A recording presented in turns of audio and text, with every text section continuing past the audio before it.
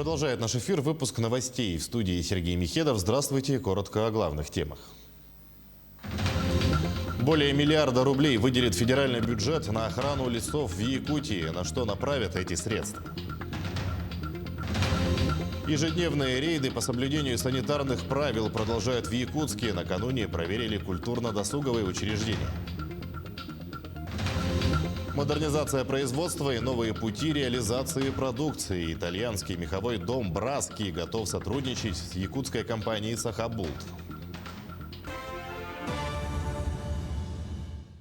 На 13,5% выросла заболеваемость коронавирусом в России за прошедшую неделю. При этом максимальные показатели среди пожилых людей старше 65 лет, сообщила глава Роспотребнадзора Анна Попова. В 32 регионах по итогам прошедшей недели заболеваемость превышает среднероссийские показатели, сказала она. На Москву, Московскую область и Санкт-Петербург приходится более 35% заболевших в России. В преддверии нерабочей недели многие поставщики продуктов питания ввели дополнительные смены для сотрудников и увеличили объемы выпуска, сообщает РИА Новости.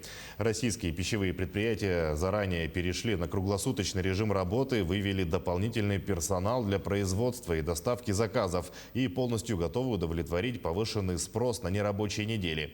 Задержек с поставками товаров и дефицита на полке не прогнозируют.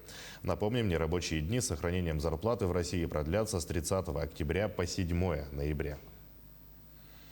Тем временем ежедневные рейды по соблюдению санитарных правил продолжают в Якутске. Проверяют объекты общепита, культурно-досуговые заведения, а также общественный транспорт, сообщает пресс-служба мэрии столицы.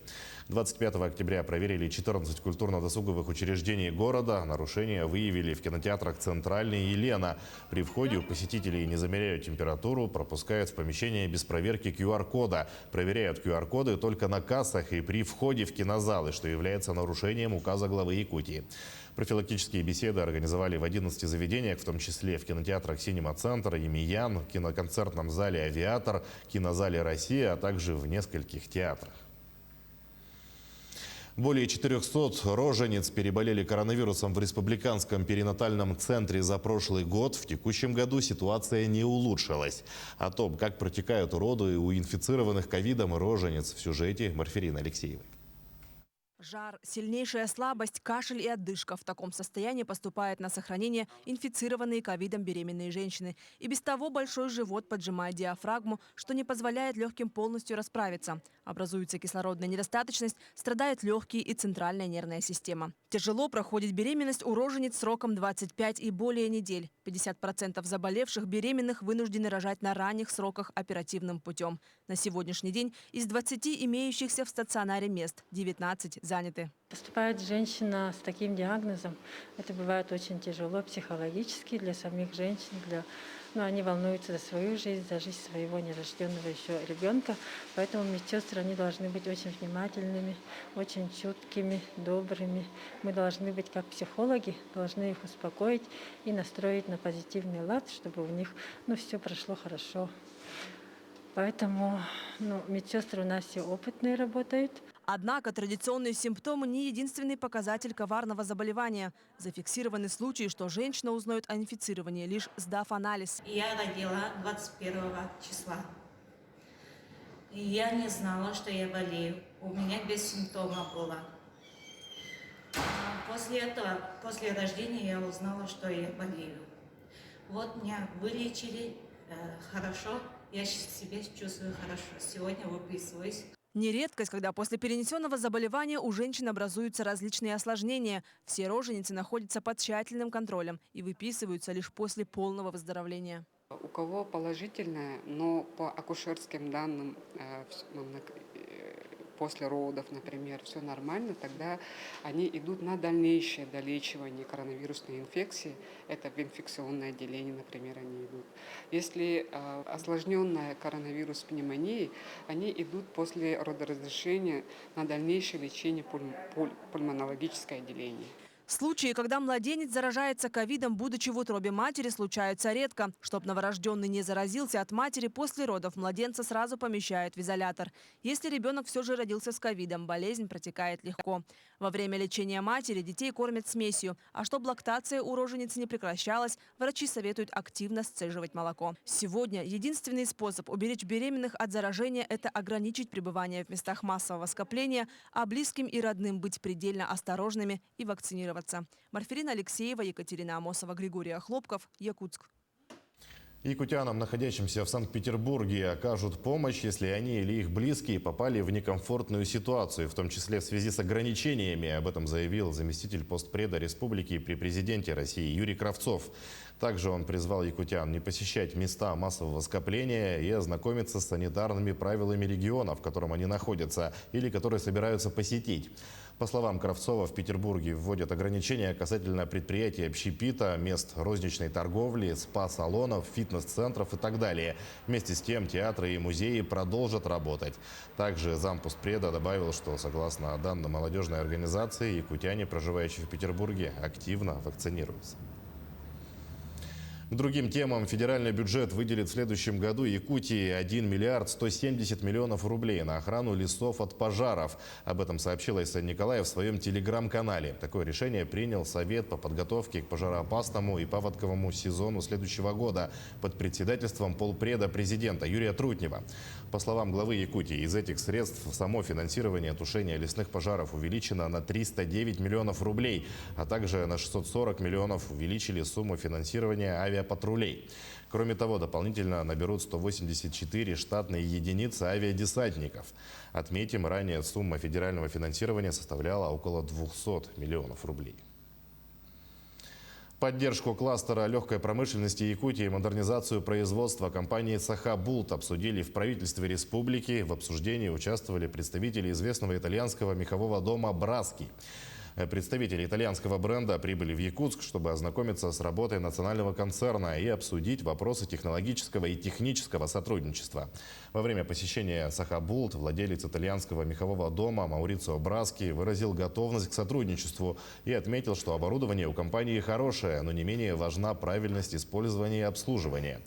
Стороны рассмотрели возможность реализации местной продукции через платформу электронной торговли, а также через создаваемый в республике дальневосточный аукционный дом. В Ленске обучают будущих воспитателей, причем получить дошкольное образование может не только выпускник 9 класса, но и взрослый. Почему в технологическом техникуме стали обучать педагогов, расскажут наши коллеги. Дана, расскажи, тебе нравится обучаться в техникуме? Мне очень нравится обучаться, да, потому что там намного лучше, чем в школе.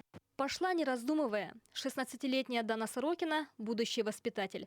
Она попала в первый набор студентов дошкольного образования в Ленском техникуме. Когда в садике я смотрела на воспитателей, когда вырасту, я представляла себе такой же, что я буду работать с детьми, они меня будут слушаться. У меня даже слов нету, как мне нравится там учиться. Просто. Таких, как Дана, влюбленных в свое дело, в детском саду ждут. На группу из 30 малышей в идеале 2 педагога. Но на практике постоянно случаются форс-мажоры. Сложно в период отпусков, когда нагрузка на воспитателей увеличивается в 3 раза. Если вдруг, допустим, уйдут на пенсию или, мало ли кто-то уезжает, конечно, мы останемся без педагогов, так как вот есть такое выражение, за воротами стоят, у нас не стоят, к сожалению. И если придут молодые педагоги, конечно, мы их будем учить, мы поможем им влиться в колею и также работать качественно. В группе будущих воспитателей 25 человек, все места платные, 60 тысяч рублей в год. За 4 курса можно получить диплом о среднем специальном образовании. Ленский техникум получил лицензию. Дошкольное образование для нас абсолютно новое направление, потому что мы технический, все-таки СУС, а здесь педагогическое направление. Большую благодарность выражаем администрации, которая нам помогла в этом, да, то есть она заявила о том, что эти кадры нужны району. В Ленском районе не хватает педагогов, пустует 60 вакансий. После учебы выпускник получает материальную помощь и трудоустройство от районных властей. Главное условие – местная прописка. В размере 150 тысяч рублей. Получается, выпускник сферы образования, например, вот воспитатель из ЛТТ, он выпустился, получил подъемные и продолжает работать воспитателем на территории Ленского района. Специалисту надо отработать 3 года. В Ленске молодой воспитатель без категории получает 30 тысяч рублей. Это средняя зарплата педагогов дошкольных учреждений в России, но ниже средней зарплаты по стране. Помощь властей – необходимое подспорье. Но педагоги с 40-летним стажем говорят, воспитателям надо идти по призванию, а не ради заработка. Дарья Боискорова, Анастасия Белокриницкая, Олег Соснин. Телеканал «Алмазный край». В Мирнинском районе выпустят сборник «Путеводитель для мигрантов». В него войдут необходимые сведения миграционного законодательства, списки телефонных номеров, адреса организаций и краткая информация обо всех поселениях. Чтобы иностранные граждане прошли адаптацию на новом месте, в феврале Мирнинское отделение Ассамблеи народов Республики Саха запустило проект «Мирнинский район. Территория мира и дружбы». Программу поддержал фонд президентских грантов, выделил 500 000 рублей на его реализацию. Организаторы проводят спортивные соревнования, семинары, круглые столы, встречи со специалистами миграционной службы и Центра занятости, чтобы улучшить качество жизни иностранцев. За 9 месяцев более 200 человек прошли через программу. В основном это выходцы из стран СНГ – Кыргызстана, Узбекистана, Таджикистана и Армении. На самом деле информации не так много, и это как бы такая вот основная проблема. Потому что человек приехал, и он даже не знает, как сориентироваться, куда пойти. И вот тоже это одна из задач нашего проекта, чтобы информации стало больше. Поэтому благополучатель нашего проекта – это не только иностранные граждане, но также и представители наших национальных общин, чтобы они тоже владели информацией и могли ее грамотно, корректно донести до своих земляков. В Якутске стартовал 6-й международный фестиваль поэзии «Благодать большого снега». Для участия прибыли переводчики, журналисты и поэты из Азербайджана, Киргизии, Казахстана, Башкортостана, Карелии, Татарстана, Республики Хакасия и разных регионов страны. Первым делом гости и поэты Якутии возложили цветы к памятнику Семена и Сафрона Даниловых. Именно стих народного поэта Семена Данилова вдохновил на организацию международного фестиваля. Проект направлен на обогащение будущего поколения и сохранение языкового многообразия, а также распространение национальной литературы на языки других народов. Программа фестиваля предусматривает различные онлайн-встречи с читателями, поэтами и студентами. Фильм Никиты Аржакова «Тыгын-Дархан» вошел в список картин, которые покажут на Russian Film Week в Великобритании. 5-й кинофестиваль российского кино стартует в Лондоне завтра. Всего в этом году в программу вошли 23 полнометражных и 19 короткометражных фильмов, среди которых числится и якутская кинокартина режиссера Никиты Аржакова «Тыгын-Дархан». Отметим, что в этом году картина якутского производства признана победителем Всероссийского фестиваля исторических фильмов в Вече в Великом Новгороде в 3 номинациях. К этому часу это все новости. Оставайтесь с нами.